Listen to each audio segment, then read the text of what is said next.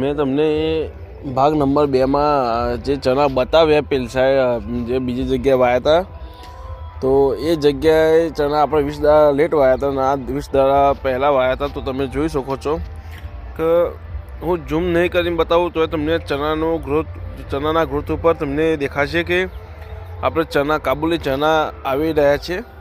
જોયો તો જે આપણે 15-20 દાડા પહેલાં વાયા હતા, તો તમે જોઈ શકો છો કે આપણો ગ્રોથ દેખાઈ રહ્યો છે ઉપર ચણાનો. જો જે પરપોટા છે ને એ અંદર કાબુલી ચણા આપણે આવો તો એ રહ્યો આપણો કાબુલી ચણાનો ગ્રોથ છે. તો મેં તમને કીધું કે જે પહેલી જગ્યાએ વાયા હતા એ 15-20 દાડા આપણે લેટ વાયા હતા અને હવે આપણે 15-20 દાડા પહેલાં વાયેલા ચણા છું. તો અમુક ગ્રોથ આપણે ચણા આવી રહ્યા છે. તો હવે આપણે 10-15 દિવસ પહેલાં નીકળશે, પહેલાં 10-15 દિવસ પછી નીકળશે. અને આપણે પહેલી વખત માર્કેટની અંદર ભાવ સારો લીધો હતો, તો આ સાલ પણ જોઈશું કે ભાવ કેવો આવે છે, કેવો જશે. તો ચણા નીકળશે એના પછી ખબર પડશે કે ચણા કેવા નીકળે છે. તો હું તમને તે દિવસ કહીશ કે ચણા કેવા નીકળે છે, સરસ નીકળે છે, ખરાબ નીકળે છે.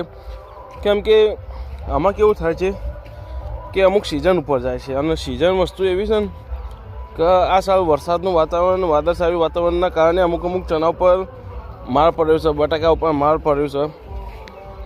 કેમ કે જ્યારે નીચે ભાવ હોય ત્યારે વરસાદ ન રહેશે ને જ્યારે વરસાદ નથી હોતો ત્યારે નીચે ભાવ નથી મળતો. કેમ કે ખેડૂતને બધી જગ્યાએ નુકસાન જ હોય છે. તો તમે જોઈ શકો છો, હું તમને બીજી જગ્યાએ બતાવું ચણા. આપણે બધા ચણા વાવ્યા છે આ સાલ વધારે, કેમ કે પેલી વખત ભાવ થોડો સારો મળ્યો હતો એટલે આપણે આ સાલ ચણા વધારે કર્યા. તો તમને આગળના બીજા ચણા બતાવું, જોઈ લો કે આ ચણા જ છે આપણે વાયેલા. આમાં આ ચણા કરતાં આ ચણાનો ગ્રોથ વધારે છે, તમે જોઈ શકો છો. કેમ કે દેખો આ મોટા ચણા થયા છે, પેલા સાઈડમાં નીચે નાના ચણા મોટા થયા છે, તમે જોઈ શકો છો.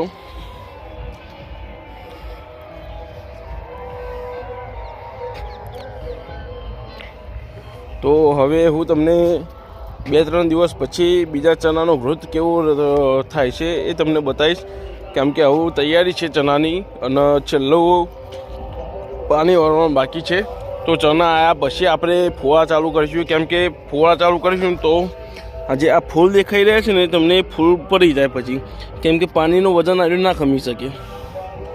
કેમ કે ફુવારા તો વરસાદ ટાઈપ જ પડવાના ને.